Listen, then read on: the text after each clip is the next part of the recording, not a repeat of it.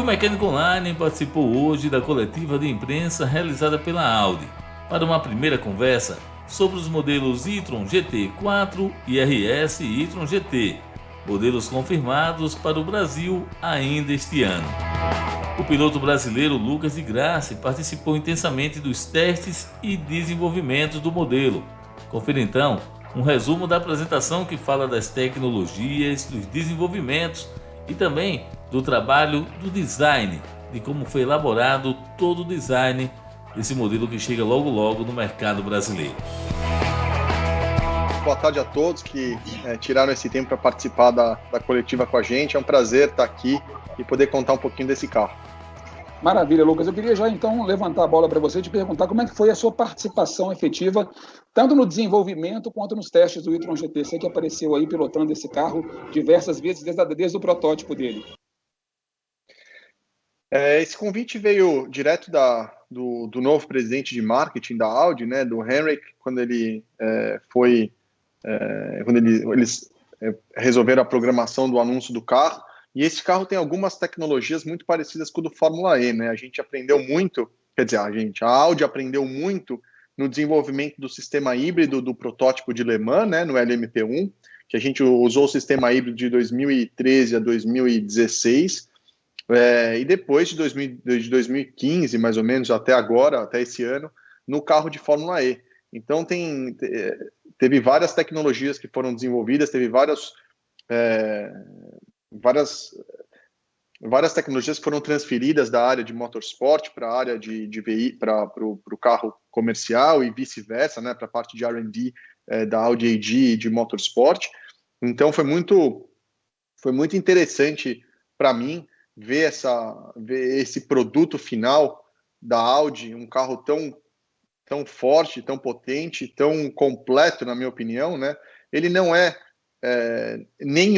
na verdade, da Audi, sim, é o carro mais potente, mas do mercado de elétricos em geral, na minha opinião, esse carro ele não é o mais, na minha opinião, não, ele não é o mais potente, ele não é o que tem o maior range possível, mas para mim é um carro que tem, ele é um GT, né? Ele é um Gran Turismo, ele é o carro mais completo que a Audi já fez até hoje. Então, ele tem espaço interno, ele tem digeribilidade, ele tem performance, ele também tem range, então ele tem um pouco de cada coisa, né? Se você olhar os outros produtos da Audi, por exemplo, eu já tive RS6, R8, cada um é bom em uma característica específica, né? E esse carro consegue englobar várias características, além, na minha opinião, o carro mais bonito, mas daí é meio subjetivo, os designers podem até discordar um pouco disso, mas a beleza é um pouco subjetiva, na minha opinião, o carro mais bonito que a Audi já fez, ele em fotos já é bonito e pessoalmente é mais bonito ainda. Então é um carro que combina o carro da Audi que combina diferentes características em um só veículo. Então, além, obviamente, sustentável, elétrico, etc. Então é um breakthrough para a marca. É sem dúvida um carro excelente de guiar. Eu guiei esse carro na neve, guiei esse carro na pista, guiei esse carro lá em Neuburg, né, no Centro de Desenvolvimento de Motorsport, alguns dias fazendo teste para ver como é que, para gravar filme, né, e também para fazer alguns testes. Então, realmente fiquei muito impressionado com a capacidade do carro de enfrentar diversas condições e caber a minha família inteira dentro do carro, né? Eu já não vejo a hora de pegar o meu, filho, babá, mala e assim por diante. Eu queria te perguntar justamente isso, Lucas, porque a gente fala muito e sempre tem aquela questão de que as pistas são sempre laboratórios para os carros de rua. Sempre se fala que a Fórmula 1 era um laboratório para carro de rua e muito se pergunta se a Fórmula E também é um laboratório, né, para os carros de rua, e você que dirige, pilota na Fórmula E já há 6 anos, né, agora também que colocou com o Nico Rosberg, né, um carro de Fórmula E ao lado do e-tron GT, a gente percebe que o desempenho foi muito similar. Né? Quais são os principais aprendizados que a Audi teve, que ela conseguiu trazer para o carro de rua, né, com o laboratório da Fórmula E, com os testes que vocês fizeram em pistas? O motorsport, né, desde quando ele foi criado, no final do século XIX, 1890 mais ou menos, até hoje ele serviu como um laboratório de desenvolvimento de tecnologias. E, obviamente, essas tecnologias vão evoluindo e vão mudando conforme a época, conforme a direção tanto econômica quanto de uso, enfim, né, dos veículos. E hoje em dia eu posso dizer com um grau de confiança muito alto que a Fórmula 1 não desenvolve nenhuma tecnologia viável para um produto comercial. As tecnologias de Fórmula 1 estão muito mais próximas de uma SpaceX ou de avião do que de um veículo comercial.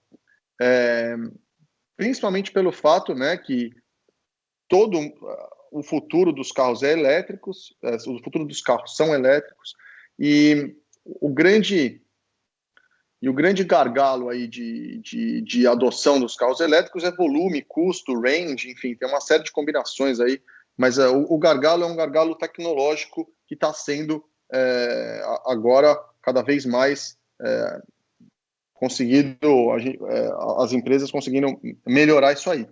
Então, a Fórmula E, sem dúvida, foi um laboratório para a Audi para desenvolver diversas tecnologias. Uma, por exemplo, que eu vou falar aqui, o sistema de recuperação do carro, né? O freio regenerativo. O freio regenerativo é muito importante. O freio regenerativo, para quem não sabe, não é um freio, né? Na verdade, é um motor gerando torque negativo, não que isso exista, mas gerando um torque e recarregando a bateria. Então é como se o freio regenerativo é muito mais próximo de você engatar uma marcha curta na banguela, né, descer com o motor engrenado numa descida do tradicional motor a combustão, do que realmente um freio. Então isso economiza pastilha, economiza disco, diminui manutenção e recarrega a bateria e aumenta muito o range dos carros, principalmente nas cidades. E o e-tron GT, também o modelo e-tron GT e o RS e-tron GT tem uma capacidade de freio regenerativo muito alta. E capacidade de freio regenerativo é totalmente proporcional à velocidade de carga. Então, quanto mais freio regenerativo um carro tem, mais rápido ele consegue ser carregado na tomada. Então, depois você vai falar os números com maior precisão, Cláudio, que você conhece bem melhor que eu todos os números do carro, mas o Audi, essa nova bateria, esse novo processo de manufatura do RS e-tron GT e do e-tron GT, ele tem uma capacidade de carga muito rápida. Você, em 10 minutos, 10, 15 minutos, você consegue colocar 200 km no carro ou mais. E isso é totalmente proporcional ao freio regenerativo, e isso é totalmente proporcional ao quanto a bateria consegue fazer de cooling. Então, uma grande característica desse carro, diferente, por exemplo, de um Tesla, o Tesla ele faz uma aceleração muito rápida de 0 a 100 ou de 0 a 200, porém ele não consegue ter essa repetibilidade. Se você fizer isso durante 20 vezes seguidas, o carro perde performance porque ele não consegue ter uma eficiência termal tão alta. No caso do RS e-tron GT, a gente fez lá no aeroporto 20 aceleradas de 0 a 250, uma atrás da outra, o carro performando igual todo o tempo. E isso, obviamente, tem uma característica muito boa na pista, porque você não tem perda de potência, você não tem nenhuma perda, nenhuma perda térmica e nenhuma perda de eficiência que os outros carros têm. E, além disso, obviamente, as características básicas de um carro elétrico, mas esse carro ainda é um pouco mais evidente, né, que o centro de gravidade é muito baixo, a bateria está inteira no solo do veículo, então o centro de gravidade é muito baixo. Isso significa o quê? Que a digeribilidade do carro é muito alta. Então, um carro que tem tração nas 4 rodas e, na verdade, assim, quanto maior o centro de gravidade, maior essa distribuição de peso na frenagem para frente e na aceleração para trás. Então, você precisa ter motores que consigam compensar essa distribuição de peso. No caso do centro de gravidade baixo, essa transferência de peso nas curvas e na aceleração e frenada é muito menor, esse momento de torque. Então, você consegue aproveitar muito mais a aceleração com as 4 rodas. Isso faz o carro acelerar igual a Fórmula E, de 0 a 100, ou de 0 a 200 metros, igual a gente fez em Nürburgring, tem um vídeo no YouTube. Esse carro é um dos poucos, é o único carro que eu conheço que tem direção ativa nas 4 rodas. Isso significa que as 4 rodas mexem quando o carro vai fazer curva. Isso aumenta a estabilidade. Por exemplo, isso é proibido nos carros de corrida, se não teria em todos os carros de corrida. Teriam 4 rodas que se movimentariam, mas isso é proibido por regulamento. Então você tem as 4 rodas que se mexem, isso dá para o carro uma agilidade muito boa em curva de baixo e uma segurança muito boa em curva de alta. Você tem a distribuição de torque instantâneo frente para trás e direita para esquerda, como algo padrão. E, bom, eficiências aerodinâmicas, diferentes driving modes, e obviamente uma das coisas que mais impressiona é o espaço interno desse carro. Então, disso tudo que eu falei, o carro consegue acelerar 0 a 250 lá, perto dos 0 a 200 e pouco, perto dos 10 segundos, várias vezes repetidas, vai para a pista, volta, não tem problema térmico, você consegue acelerar o carro durante todo o tempo, depois recarregar com mais de cerca de 200 kW de potência de recarga, que vai dar aí mais do que 200 km a cada 10, 15 minutos de recarga. E você tem o interior do Audi, o carro espaçoso, você tem muito espaço, inclusive, né, a gente que está acostumado com o carro pequeno, o carro de corrida que é apertado, quando você entra no e-tron GT e fala, esse carro acelera igual o meu carro de corrida, só que você acelera igual o carro de corrida, você tem um ar-condicionado, tem as telas, tem esse design interior maravilhoso da Audi, né? Eu nem vou comentar quem fez esse design interior, acho que ele não está aqui, não. Mas todo esse design da Audi que é novo, né? Inclusive quando a gente estava gravando, isso é uma curiosidade, quando a gente estava gravando todo o lançamento global do e-tron GT, podia mostrar tudo, menos o interior. O interior era inteiro coberto. Se eu pegasse e levantasse assim um pouquinho para ver o que tinha dentro, eles já falavam, não pode olhar. Eu falava, mas vai mudar muito, porque é um novo sistema de design da Audi. Então, enfim, é um carro muito completo, muito a performance. Como eu falei, é um carro que ele atende ele vai atender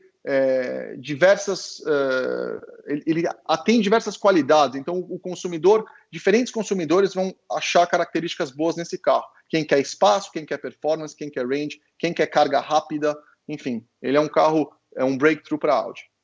Eu queria aproveitar, então, que você falou muito sobre a questão de dirigir um carro de Fórmula E, você já dirigiu Fórmula 1, Le Mans, enfim, todo tipo de competição do automobilismo você já participou. Ainda tem espaço para um piloto tão experiente como você de sentar num carro como o e-tron GT e ter a mesma emoção de pilotar um carro de automobilismo? Quais foram as suas impressões, Lucas, quando você pegou o carro pela primeira vez, o e-tron GT, o RS e-tron GT, e pilotou? Para falar 100% a verdade, Claudião, o mais legal, né, da experiência que eu posso passar do e-tron GT é o seguinte: quando você está num carro de corrida, você tem aquela experiência, mas você não consegue dividir aquela experiência com outra pessoa, né? Você não consegue falar eu consigo falar, o carro se comporta assim, acelera assim. No legal do e-tron GT é que você coloca uma pessoa do lado e ele acelera igual um carro de Fórmula E. Então, a hora que você tem o modo largada, ele dá um torque extra, dá 100% do torque, e daí um torque extra no carro para fazer a aceleração máxima ali. Você coloca no modo dinâmico, enfim, e daí o carro tem uma aceleração incrível. Quando você faz isso, a pessoa está do lado, a hora que ela acelera, se apaixonou por veículo elétrico. A partir daquele momento para frente, nenhum veículo a combustão vai dar aquela emoção da aceleração. Você escutar o pneu distracionando do chão, assim, você consegue escutar, obviamente, com o elétrico. Apesar que o e-tron GT tem um sistema de som muito, muito, muito interessante. Eu sou fãzaço desse sistema de som, inclusive falei enfim, eu acho que é uma coisa inacreditável, mas enfim, vocês conseguem escutar o carro e a aceleração é incrível. Então, essa possibilidade de você dividir com outras pessoas a performance do carro que me deixa mais empolgado de ter um carro com esse tipo de performance, né? E obviamente, depois de 30 segundos no carro, as pessoas já saem falando: já me apaixonei por elétrico, você não precisa mais falar nada, já me convenceu, agora eu só quero saber de elétrico. Pois é, né? Muito obrigado, Lucas. A gente vai daqui a pouquinho, né, voltar com você para a parte de perguntas e respostas. Você falou muito, né, sobre a questão do design interior e o responsável, né, o chefe, né, de um dos estúdios de design interior, que foi, nesse caso, responsável pelo design interior, né, do e-tron GT e do RS e-tron GT, o Maurício dos Santos está aqui com a gente. E da mesma forma que você briga por milésimos de segundo na pista na Fórmula E, ele, como chefe de design, briga por milésimos de milímetro, por cada milímetro, né, possível, né, dentro, né, de um design do carro, porque você briga por milésimos, ele briga por milímetros para poder ter um carro cada vez mais eficiente, com mais espaço e com melhor design.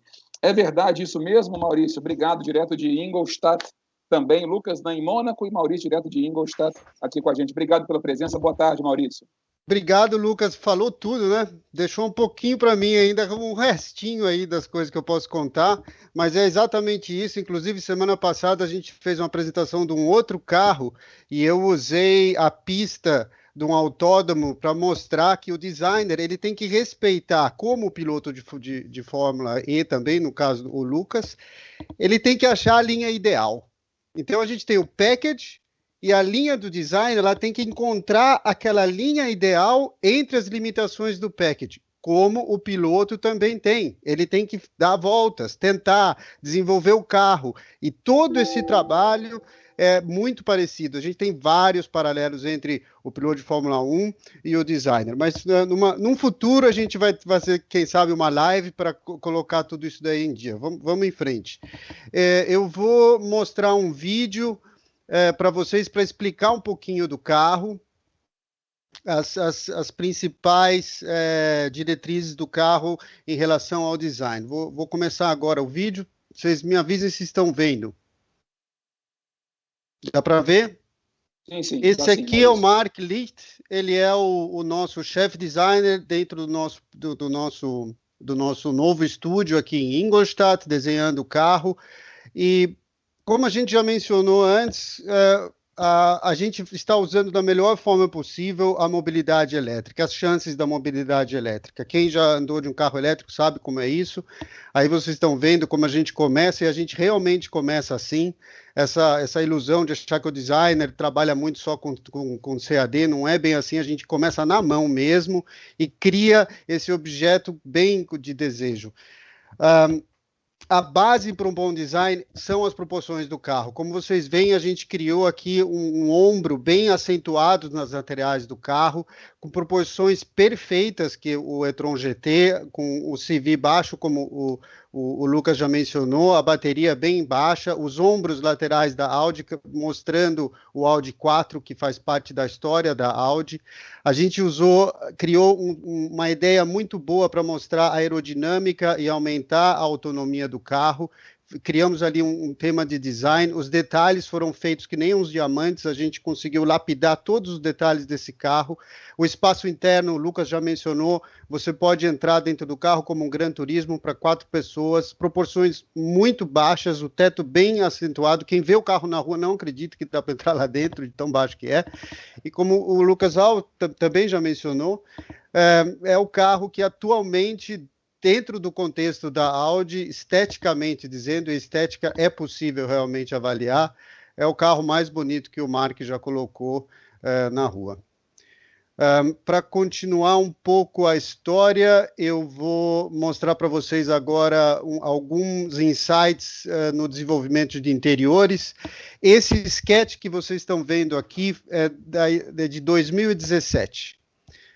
Um dos designers que trabalha comigo, ele estava num outro projeto e a gente estava lutando para fazer esse interior. Era muito difícil convencer as pessoas que a gente tinha que dar um passo avante com o interior, com esse carro, por causa que é um carro muito progressivo e a gente não conseguia. Até que o chefe de interiores veio para mim e falou: Maurício, pega aquele designer que está no outro estúdio, ele fez um sketch muito legal para um outro projeto e tenta encaixar aquele sketch dentro do carro. Isso foi realmente um desafio e foi realmente esse sketch aqui que a gente achou.